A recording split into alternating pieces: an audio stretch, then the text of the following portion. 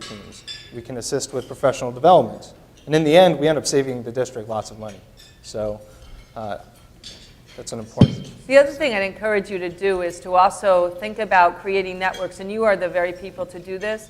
So schools don't have all the resources they have, but communities have a lot of resources that go untapped by the schools themselves. So helping, for example, when I was a school district superintendent, one of the things that we did was just to create an index card of every available community resource. So when a teacher was in a parent conference or a teacher understood that a child was on the verge or was actually homeless, they can say, here are 3 phone numbers to call to help you. So we need to build better bridges with the community aspect of it, because schools will never have all the resources that they can muster up. And we don't want to duplicate services readily available to families within the community. So if you can help schools to figure out what those resources are and the who goes to those agencies, that would be extraordinarily helpful to school districts. Right. Stella. Thank you. Stella Edwards from Virginia. I know personally, as my family and I, as veterans, travel and move from one place to another, and we have these checklists for what we're looking for in schools, and we've always focused on what is the standard score, what is the grade of the school. I don't recall safety being really high on that list as I think about it now. So what is one of the most important question that parents should be asking school administrators about the school preparedness? If I were you and I were going to a new school, first thing I would do, I was going to every boy's bathroom and I'd look at the walls. The walls of boys' bathroom would tell you more about what's really going on in that school. Well, maybe you want to send your husband in. Or the girls' bathroom. Doesn't matter what the principal tells you or the school pamphlet tells you. Walk the halls. Go to the lunchroom. Go to the bathrooms. Watch the kids in the hall. Don't spend so much time with the counselor and administrator. Thank you. You might also, that's actually a great suggestion. You're actually right about that. I can assure you that's where the school resource officers are getting their information.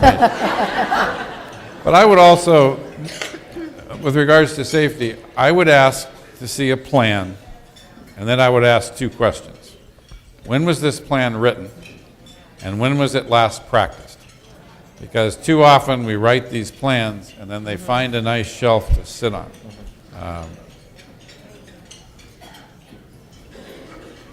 I'm going to wait. You've been standing there longer. Eric can wait. Yes, ma'am. Thank you very much. Michelle Prescott, Virginia PTA Health and Safety Chair. It's a privilege to be here.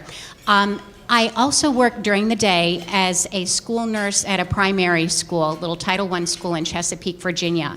So I mentioned this to Bill after his workshop, but as you craft these plans for school safety and utilize the various resources that you do have in schools, I would encourage you to invite school nurses to the table as well, because they do have expertise on emergency preparedness techniques, as well as they have their pulse on the students at the school, literally and emotionally, in terms of being aware of mental health concerns that they may have. That's actually totally in our plan. It's wonderful. To engage school nurses as well. So medical so communities, much. It's pretty comprehensive. And not all schools have school nurses, but that's Right. something that can be utilized. Thank you so much. Thank you. Eric? Good afternoon. I'm Eric Champy, President of the Massachusetts PTA. I thank the esteemed panel for joining us today. In addition to being a PTA president, I'm also an educator in Massachusetts, secondary school guidance counselor, and I teach at the graduate level. I have many opportunities to speak with a lot of teachers in the field, and I have a growing concern.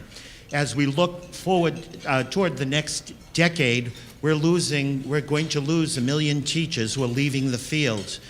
Now I'm hearing from teachers in graduate school that on top of the fact that they have to constantly be recertified and take college courses that are expensive and their jobs are terribly taxing. Ever since Newtown, I am now hearing last semester and this semester, now safety. Now we have to be worried about where we work. I asked the panel what our PTA family can do to support teachers because they're feeling terribly challenged by many conditions, whether it be sequestration or school safety. What advice could you give us to support teachers as they move forward and to encourage people to stay in the field instead of having 50% leave in 5 years? Are you a teacher now? Yes, sir. If I had the power to double your salary, would you do a better job? If you had the power to tell them my salary, Double your salary. double my would I do a better job than what I'm doing right now? No. I feel as though I'm Money. Money does not buy great teachers. Money does not buy great education. It will help. But the most important thing that teachers need is to feel valued, to feel like the community cares about them, that their job is meaningful. When you're a teacher and you go to school every day and you're dealing with the things you're not doing well, and you're not doing this, and you're not doing this for my kid, we're in a tough situation.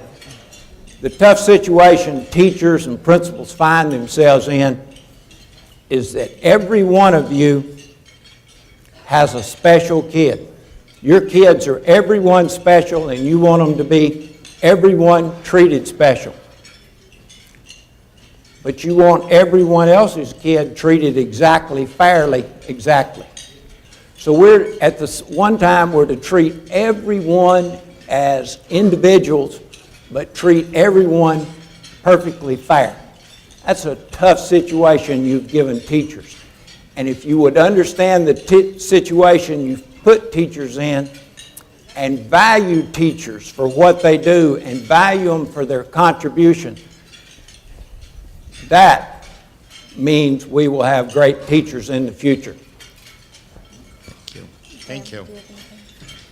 Well, I might say, when you think about all the things that contribute to morale, aside from everything that was just said, which I completely agree with, feelings of isolation, I think even just coming into a building, like you had said, going into the bathrooms, well, sometimes even just walking through the office, you get a sense about the school.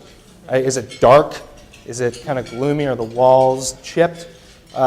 So there's an important component of having access to other people, to colleagues, to that camaraderie. If there is a concern, do they know who to go to? And do they have someone they can trust without feeling judged or evaluated all the time? So those are really critical pieces to it, and I guess what I would tell them is to really advocate for that all the time and to create those relationships with each other.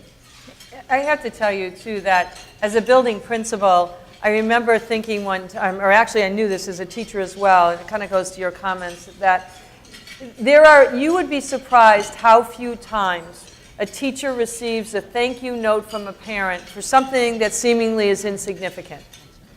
Thanks for going to my son's soccer game, thanks for whatever, thanks for not yelling at my kid today, whatever. I can tell you how many times they get comments about everything they've done wrong. And if you think about that as a parent, and I don't know, I certainly have never been a perfect parent, and I think every time I've made a mistake, if somebody wrote me a note to just say, like, you've been a terrible mom today, or that was the wrong way, I'd feel pretty disillusioned after a while. Like, I'd have to give up my kid.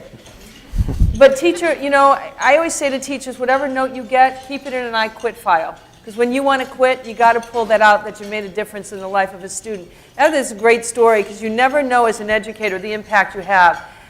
2 years ago, I was leaving my job, and I decided to resign from my state chief's job in Ohio as a commissioner of education. And it was kind of abrupt, and it was pretty dramatic, a way that it ended.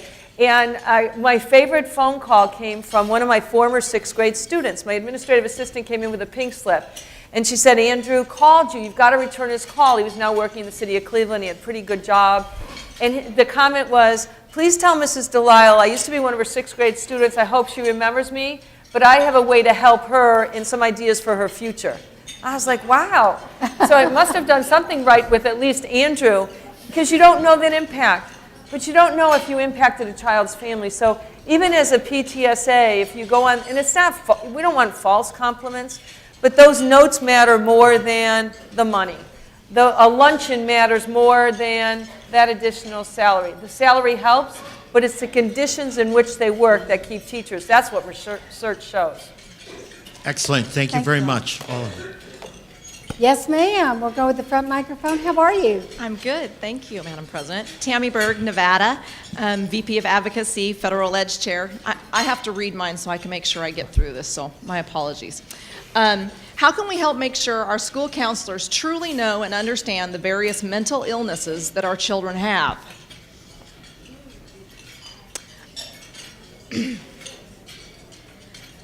Personally, I'm tired of explaining what ODD is. For those in the audience that don't know, it's oppositional defiance disorder.